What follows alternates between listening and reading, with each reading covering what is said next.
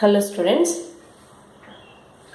In this class, let us discuss about the last two concepts of the chapter How Do We Fall Ill, that is Principles of Treatment and Principles of Prevention. Principles of Treatment and Principles of Prevention. First, let us discuss about Principles of Treatment.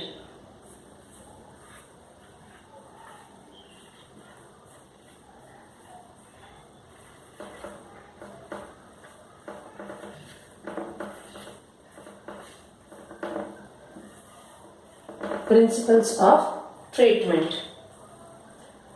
Infections or diseases can be treated mainly by two ways. Diseases or infections can be treated mainly by two ways. First one is reduce the effect of the disease. There are two ways of treatment of the disease. One way is the reduce the effect of the disease. Reduce the effect of the disease.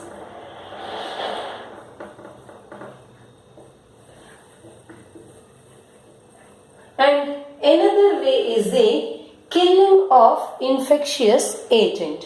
One way is reduce the effect of the disease and another way is killing of the infectious agent. That means killing of the pathogen, microorganism responsible for the disease.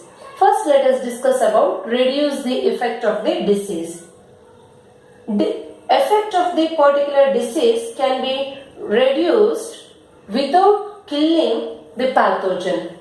Here, effect of the pathogen or effect of the disease, particular disease is reduced, but pathogen will not be killed in this step or in this way. Only reducing the effect of the disease. And reducing the effect of the disease can be carried out by two methods. One is symptomatic treatment and another one is rest. By symptomatic treatment. By symptomatic treatment. And another method is the rest. By following these two methods or by taking symptomatic treatment and rest, the effect of the disease can be reduced. Symptomatic treatment means taking proper medicine at the proper time, consulting the doctor after the infection or after the development of particular disease or after the appearance of some symptoms. After the appearance of some symptoms or disease or infection, consulting the doctor, then doctor will describe the symptoms or effect of the infection and all. Then they will prescribe particular medicine or they will give particular treatment that will reduce the effect of the disease. For example, symptoms in the sense pain or sneezing or coughing or vomiting, diarrhea, fever. These are some of the symptoms. After the appearance of these kinds of symptoms, the person or patient should consult the doctor and he should take a proper treatment at the right time. Taking proper or symptomatic treatment for the infection or disease at the right time will reduce the effect of the disease. Then second one is rest. In order to save the energy, in order to save or in order to conserve the energy, patient need to take bed rest or proper rest.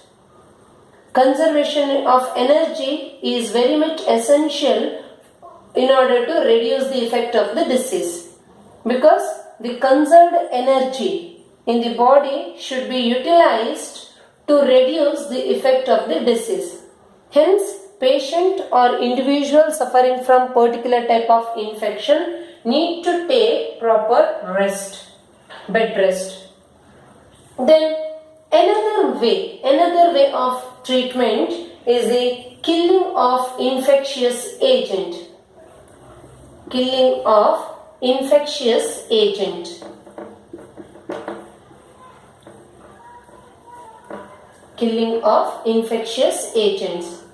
Infectious agent means it may be a bacteria or virus or protozoan or fungi or helminth, any pathogen which is able to cause infection. Killing of infectious agent means here a particular pathogen is killed by giving particular type of drugs in the form of medicine. There are some drugs which block some processes and which block some processes occurring in the body of the pathogen, and thereby they kill the pathogen. Killing of infectious agent. For example, antibiotics. There are some antibiotics which prevents the cell wall formation in case of bacteria, for example. There are some antibiotics which prevents the protein synthesis in some pathogen. So, based on the type of symptom or based on the type of disease or infection, doctor will prescribe a particular type of antibiotic, and that antibiotic kill the pathogen either by inhibiting the cell wall formation or by inhibiting the protein synthesis or by inhibiting or blocking any other biochemical life process of the pathogen. Antibiotics block the biochemical life process or metabolic activities of the pathogen. When biochemical life process of the pathogen is blocked by the antibiotic, that leads to the death or that leads to the killing of the particular infectious agent or pathogen. So by these two ways, a particular type of disease can be cured. Antibiotics are nothing but chemicals. Antibiotics are nothing but the chemicals which are produced by a type of microorganism which kills or prevent the growth of another type of microorganism. Antibiotics are the chemicals produced by a type of microorganism which kill or prevent the growth of other microorganisms. Example for antibiotics, penicillin. Penicillin is one of the antibiotic. Penicillin. Then tetracycline,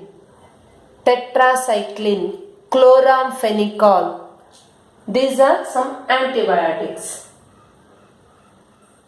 But viruses do not have any metabolic machinery of their own, because viruses are acellular and they are ultramicroscopic, and outside the host they are non-living. Outside the host, viruses are non-living. Hence, viruses do not have their own metabolic machinery. Viruses enters the human body, then viruses use our cell machinery for their growth and multiplication.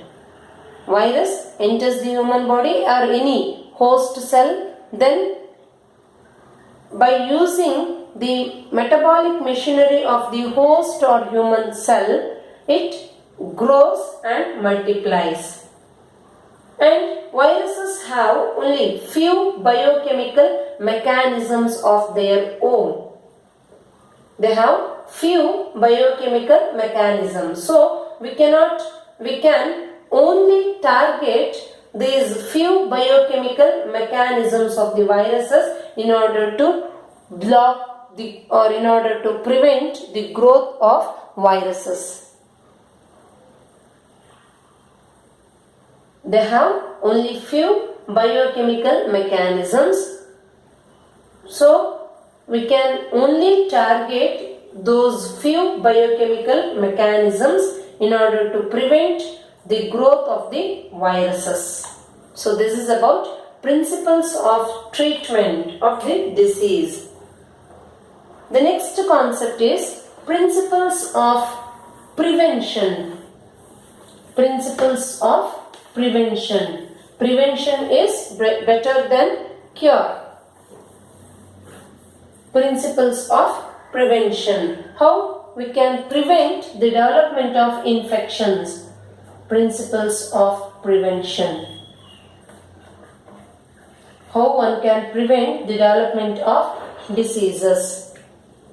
Principles of prevention includes some ways. Principles of prevention includes some ways.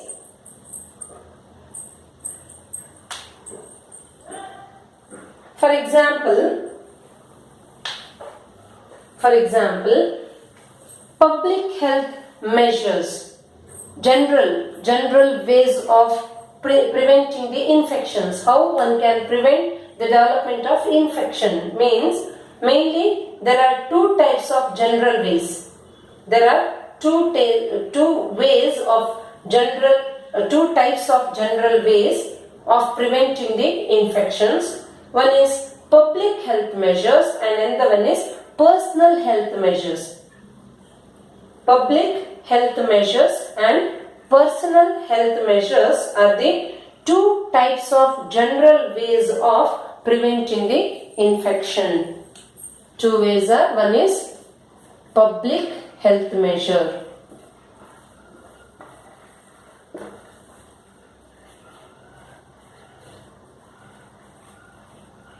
Public health measures and another one is personal health measures.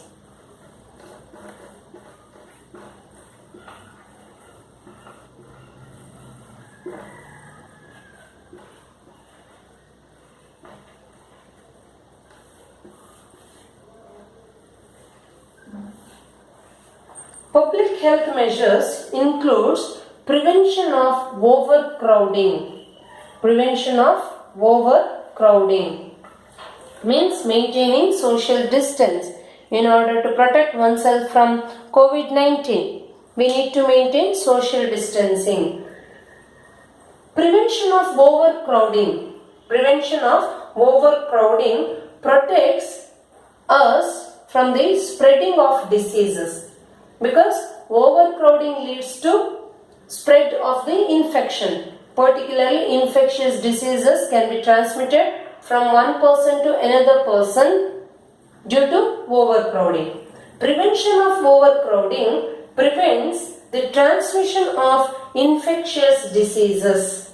That means, for that, proper spacing at the home or maintaining social distance at the school or other public places are helpful to prevent the development of infections. Then second one is sanitation. Sanitation is also important to prevent the spreading of COVID-19, coronavirus. Right? In the same way, sanitation also helpful. Sanitization is helpful to prevent the transmission of COVID-19. Here, sanitation is helpful to prevent the transmission of diseases. Means there should be proper disposal of the garbage or proper disposal of the sewage. Then covering and cleaning of drains, etc. When we keep our environment or our surrounding clean, that reduces the chances of the growth and multiplication of vectors like mosquitoes.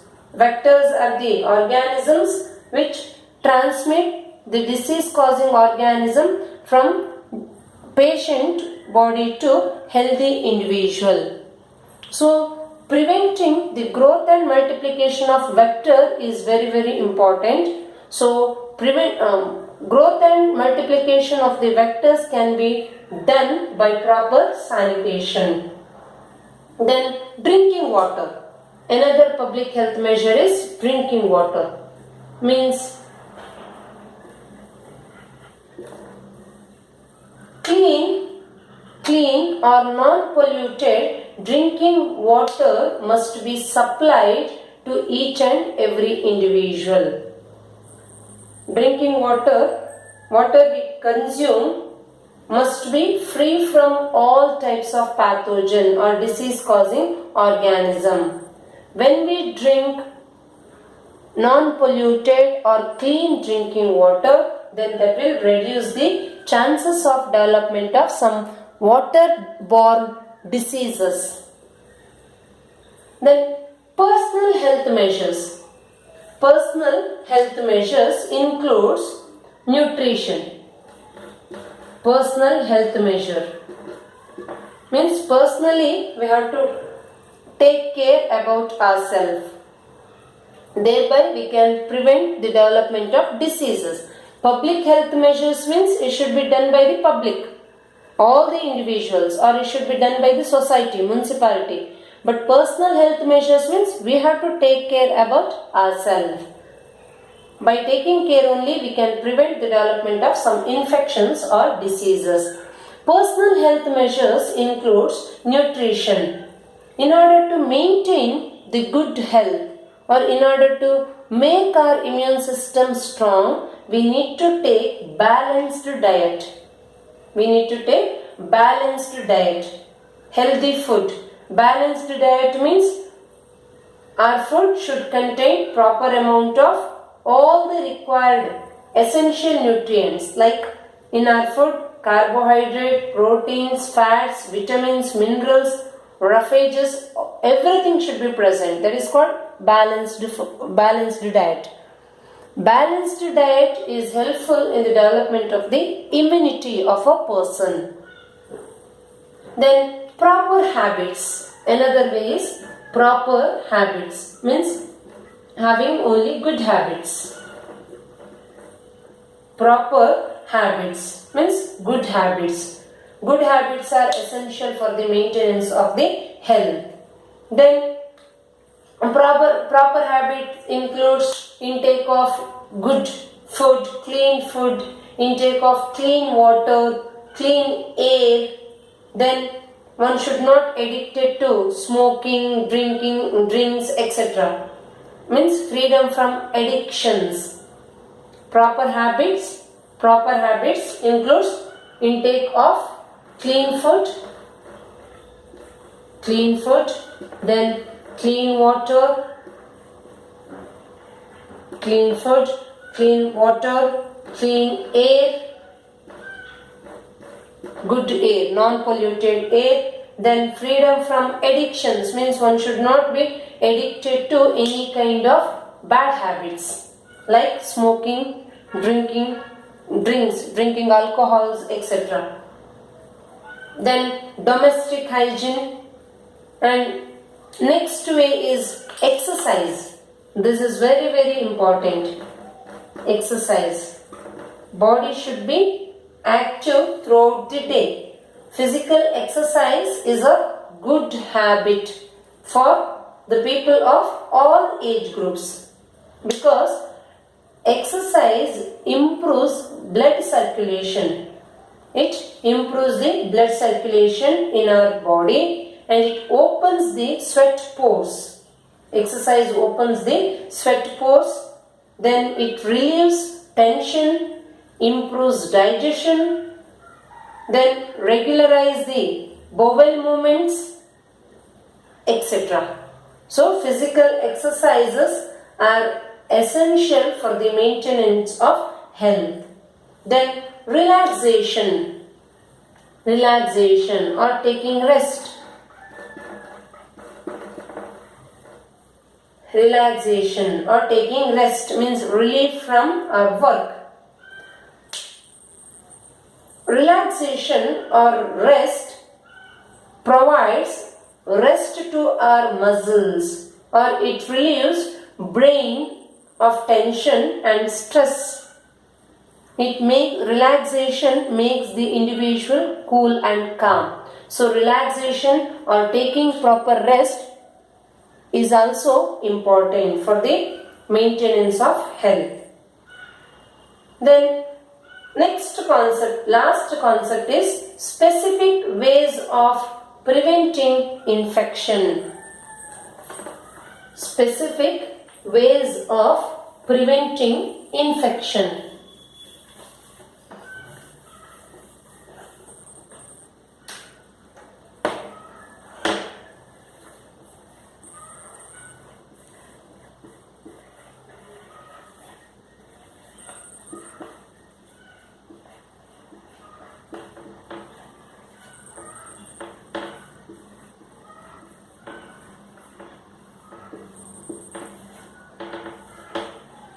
Specific ways of preventing infection. How one can prevent the infection by specific ways. Specific ways includes immunization or vaccination.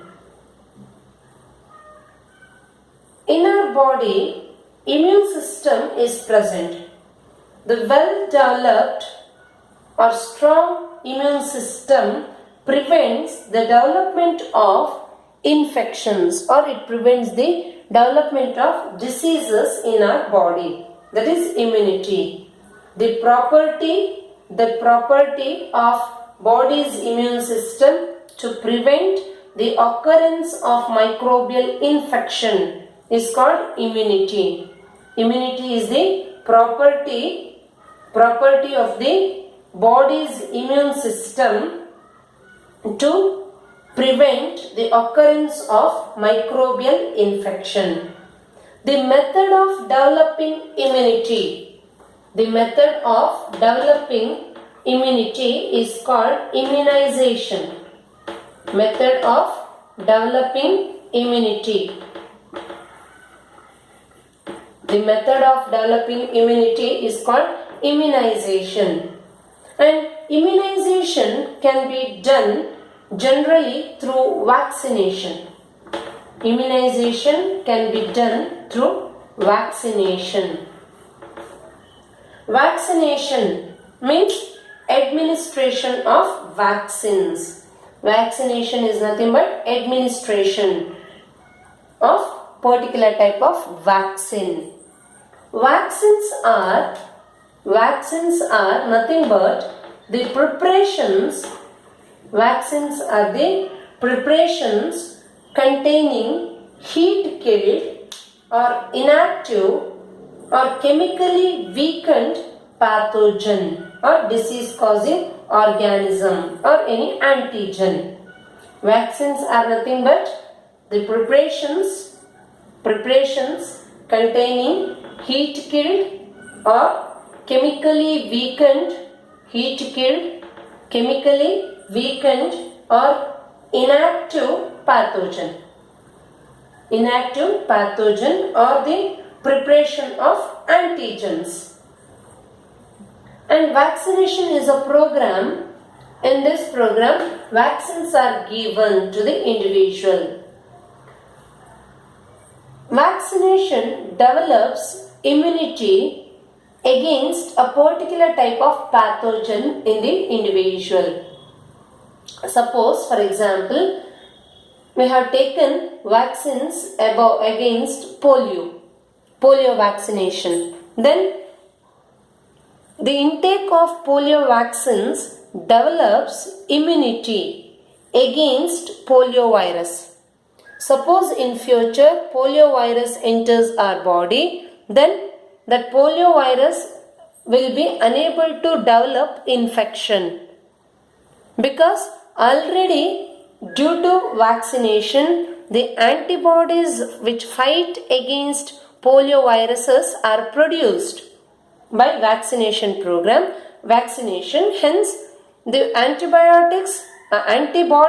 antibodies which fight against polio viruses are already present in our body and which are produced due to vaccination. So in vaccination program, vaccines are given. Vaccines are nothing but the preparations containing heat-killed or chemically weakened pathogen or inactive antigens.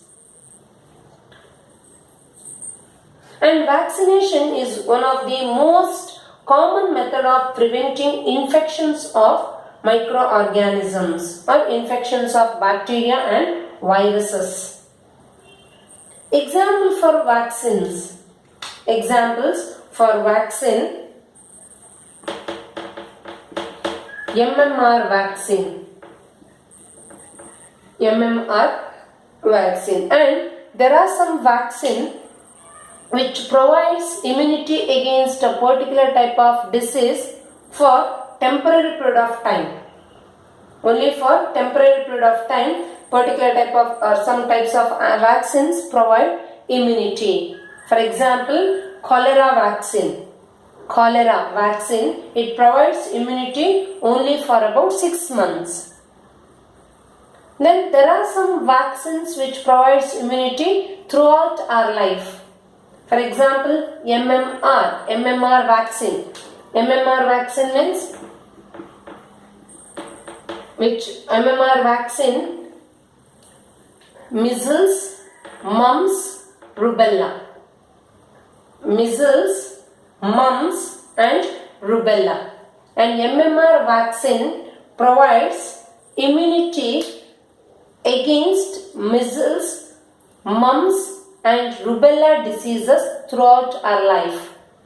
MMR vaccine provides immunity against 3 diseases such as measles, mumps and rubella throughout our life. See, this is one of the vaccine which provides immunity against 3 diseases: MMR, measles, mumps and rubella. Then one more vaccine, that is called DPT.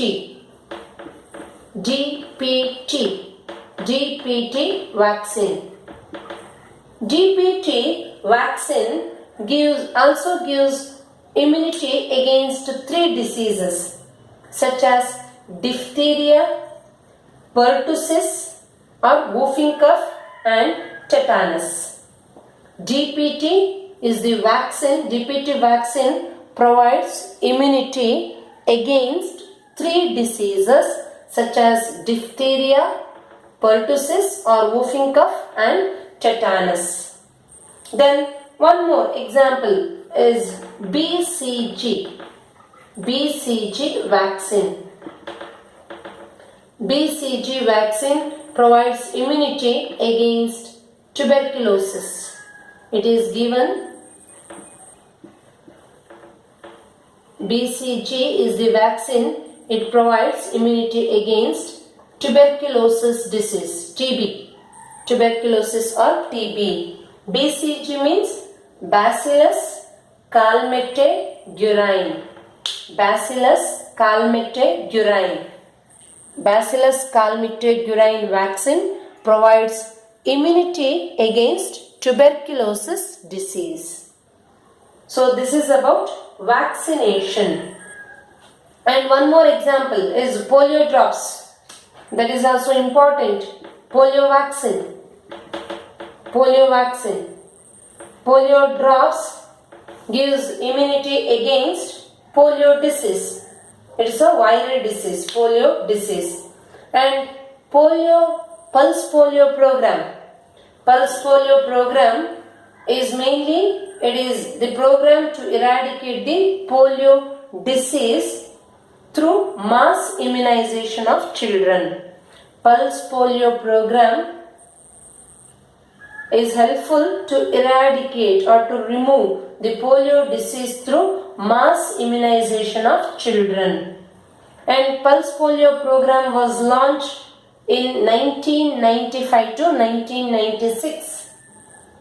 And earlier polio drops were given to the children of age below 3 years, but nowadays that age group is extended up to 5 years. Means nowadays polio vaccines or polio drops are given to children under the age of 5 years, and polio drops are given to children twice a year, means per year 2 times.